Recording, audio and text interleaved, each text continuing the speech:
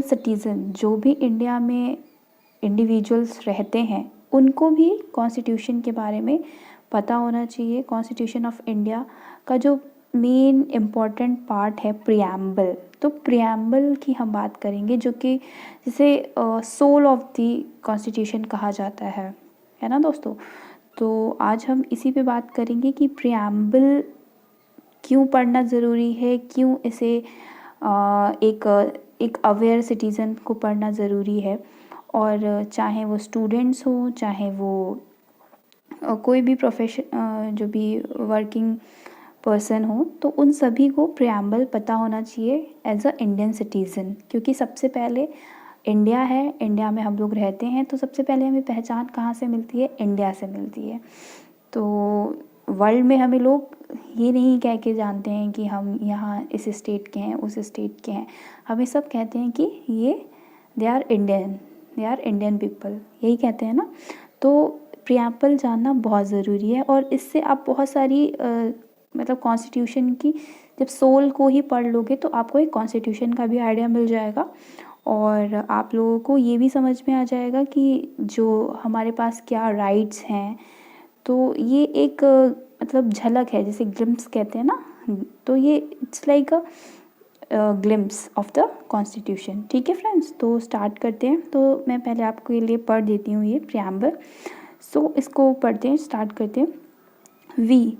We, the people of India, having solemnly resolved to constitute India into a sovereign, socialist, secular, democratic republic, and to secure to all its citizens justice, social, economic, and political, liberty of thought, expression, belief, faith, and worship, equality of status and of opportunity, and to promote among them all fraternity, assuring the dignity of the individual and the unity and integrity of the nation. In our Constituent Assembly, this 26th day of November 1949, do hereby adopt, enact, and give to ourselves this Constitution. ये मैंने आप लोगों के लिए पढ़ दिया। अब मैं इसको line by line, word by word आपको समझाऊंगी कि ये मतलब इसमें इसे सोल क्यों कहा जाता है। क्योंकि इतने ही ये जो आप बोल्ड लेटर्स में ये जितने भी वर्ड्स देख रहे हैं इसमें, तो इनमें मतलब ये सब कुछ बयान कर देते हैं इस कॉन्स्टिट्यूशन के बारे में। तो इसलिए शुरू करते हैं। तो we the people of India मतलब कि जो हम लोग हैं, मतलब भारत के लोग। तो इसमें क्या है कि जो भारत के लोग हैं उनसे मतलब जो पॉलिटिशियंस हैं, जो गवर्नमेंट है, वो पावर कहाँ से डिराइव करती है? We the people of India, मतलब हम लोगों से। ठीक है, हम लोग कहते हैं कि जो सिविल सर्वेंट्स होते हैं वो क्या होते हैं? वो सर्वेंट क्यों कहते हैं? सिविल सर्वेंट मतलब क्या होता है? नौकर। तो सर्वेंट, तो जो गवर्नमेंट होती है वो सर्वेंट है एक तरह से हम लोगों के लिए। लेकिन हम लोग उल्टा करते हैं, हम लोग उन लोगों को मास्टर बना देते हैं और हम खुद सर्वेंट बन जाते हैं। यही करते हैं ना, क्योंकि हमें पता ही नहीं होता है। क्योंकि जो पावर है वो लोग हमसे डिराइव कर रहे हैं, हम लोगों से, ना कि हम लोग उनसे पावर डिराइव कर रहे हैं। क्योंकि जब हम लोग उन्हें इलेक्ट करते हैं तभी तो वो रूल करते हैं ना। अगर हम इलेक्ट ही नहीं करेंगे तो वो रूल कैसे करेंगे? क्योंकि वो हमें रिप्रेजेंट कर रहे हैं, ना कि हम उनको रिप्रेजेंट कर रहे हैं, है ना। तो ये इसका ये मतलब है कि we the people of India, ठीक है, तो हम लोगों से पावर डिराइव करते हैं जो हमारी गवर्नमेंट है। अब सॉवरेन, सोशलिस्ट, सेकुलर, डेमोक्रेटिक और रिपब्लिक, अब इनका मैं मतलब समझाती हूँ आपको। तो सॉवरेन मतलब क्या होता है कि जो सुप्रीम जो इंडिपेंडेंट है, मतलब कि जो सॉवरेन है, जिसका किसी भी जो आउटसाइड पावर है उस पर कोई भी उसका रोल नहीं है, मतलब कोई भी हमें डिक्टेट नहीं कर रहा है। इंडिया एक इंडिपेंडेंट सॉवरेन नेशन है। सॉवरेन मतलब कि सुप्रीम इंडिपेंडेंट है, और जो उसमें जो पावर है वो वहाँ के लोगों से डिराइव कर रहा है, ना कि किसी और के देश से, है ना। तो पहले जब हमारे ऊपर ब्रिटिशर्स रूल करते थे तो हम सॉवरेन नहीं थे, क्योंकि रूल कौन करता था? ब्रिटिशर्स करते थे। तो वो बाहरी लोग थे जो कि हमारे ऊपर रूल कर रहे थे। बट अब हम क्या है, सॉवरेन हैं, क्योंकि इंडिया को कोई भी गवर्नमेंट, इंडियन गवर्नमेंट को कोई भी उसको डायरेक्ट नहीं कर रहा है, कोई भी उसे डायरेक्शन नहीं दे रहा है, वो इंडिपेंडेंट है। ठीक है। तो मतलब कि अगर पूरी तरीके से मैं कह लूँ तो free from control of any foreign power, मतलब किसी भी फॉरेन पावर से कंट्रोल से फ्री है, और गवर्नमेंट ऑफ इंडिया को कोई भी डिक्टेट नहीं कर रहा है। ठीक है। तो और जो भी इंडियन सिटीजन्स हैं वो सॉवरेनिटी को इंजॉय कर रहे हैं। इंजॉय इन द सेंस कि कोई भी दूसरा देश हमारे ऊपर डिक्टेट नहीं कर रहा है। हमारी गवर्नमेंट हम खुद चुनते हैं और वो हमें हमारा रिप्रेजेंटेशन करती है। ठीक है। अब सोशलिस्ट की बात, ये सोशलिस्ट जो वर्ड है इसको 42nd कॉन्स्टिट्यूशनल अमेंडमेंट में जोड़ा गया था। तो इसे बाद में जोड़ा गया था, पहले नहीं जोड़ा गया था।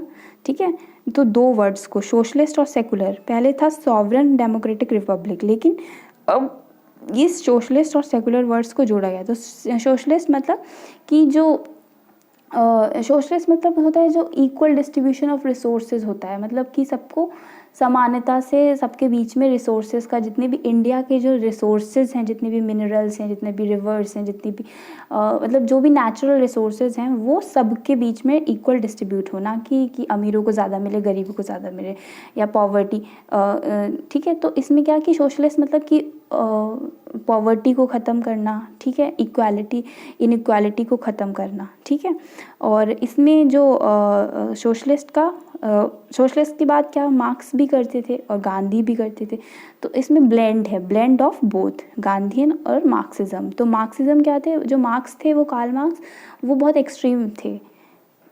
ठीक है। और गांधी जी वो बैलेंस करते थे। ठीक है, कि मतलब आप रूरल भी डेवलप करो, अर्बन भी डेवलप करो, ऐसे था। ठीक है। तो ये था सोशलिस्ट का मतलब हमने समझ लिया है कि पॉवर्टी को और इनइक्वालिटी को एंड करना और रिसोर्सेज का इक्वल डिस्ट्रीब्यूशन करना। अब सेकुलर मतलब सेकुलर वर्ड को भी 42nd कॉन्स्टिट्यूशन अमेंडमेंट में जोड़ा गया था। इसका मतलब क्या था दोस्तों, कि जो सेकुलर मतलब कि जैसे कोई भी जो हमारा इंडिया है उसका कोई भी रिलीजन को स्पॉन्सर नहीं करता, कि मतलब डिक्लेयर नहीं कर रखा है कि हमारा ये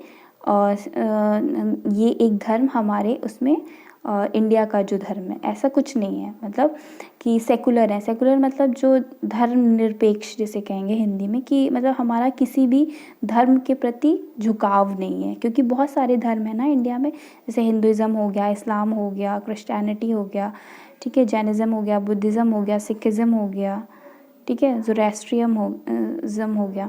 तो ये सब चीज़ें ये सारे हम लोग हमारा कोई भी मतलब ये सारे जो रिलीजन हैं वो सभी एग्जिस्ट करते हैं, और कोई भी ऐसा नहीं है कि सिर्फ़ और सिर्फ जैसे हिंदुस्तान है तो हिंदुज़म को बहुत प्रमोट कर रहे हो, ऐसा नहीं है। कोई भी सेकुलर है हमारा देश, कोई भी धर्म को वो नहीं करता है, प्रमोट नहीं करता है। हाँ, जो रिलीजियस एक्टिविटीज़ होती हैं उन्हें सपोर्ट करता है, लेकिन प्रमोट नहीं करता कि आप हिंदुज़म को ही फॉलो करिए, बुद्धिज़्म को ही फॉलो करिए, ऐसा कुछ नहीं है।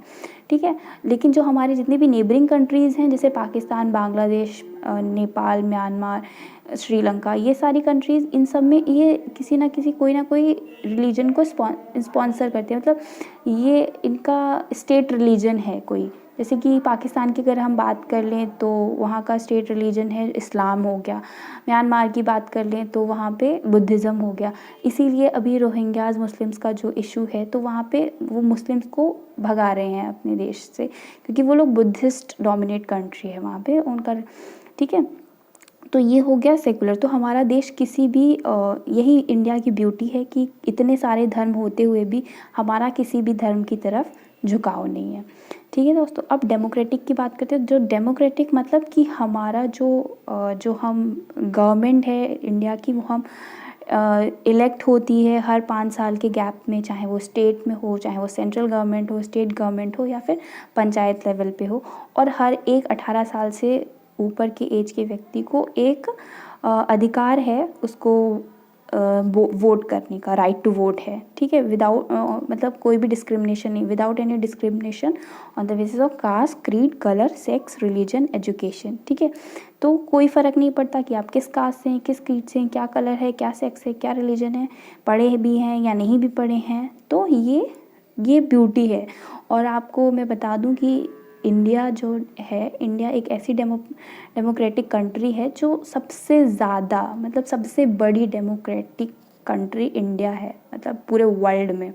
तो यहाँ पे सबसे बड़ी, तो ये इतने सालों से हम लोगों ने इस चीज़ को अडॉप्ट किया है डेमोक्रेसी को, और अभी तक इतने मतलब स्मूथली हम इस चीज़ को फॉलो कर पा रहे हैं इतनी बड़ी पॉपुलेशन के साथ। सो ये बहुत ही अच्छी चीज़ है, तो हमें अप्रिशिएट करना होगा इसमें अपनी गवर्नमेंट्स को।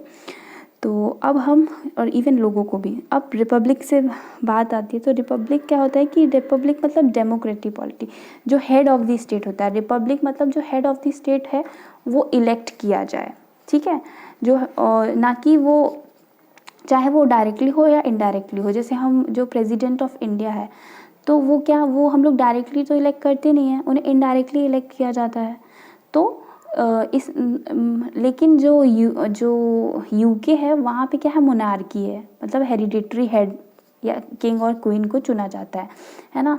तो वहाँ पे जो तो वहाँ पे कोई रिपब्लिक नहीं है। वहाँ पे जो यूके है, तो वहाँ पे जो हेड ऑफ़ द स्टेट है वो डायरेक्ट या इनडायरेक्ट इलेक्टेड नहीं होता है, वहाँ पे हेरिडिटरी चलता है, ठीक है। तो ये रिपब्लिक का मतलब हो गया कि जो हेड ऑफ़ द स्टेट है वो इलेक्ट किया जाता है, ठीक है। जो प्रेसिडेंट ऑफ इंडिया है वो इलेक्ट किए जाते हैं डायरेक्टली और इनडायरेक्टली, कैसे भी इलेक्ट किए जाएं। तो हमारे देश में इनडायरेक्टली हम लोग इलेक्ट करते हैं, और 5 साल के लिए उन्हें इलेक्ट किया जाता है।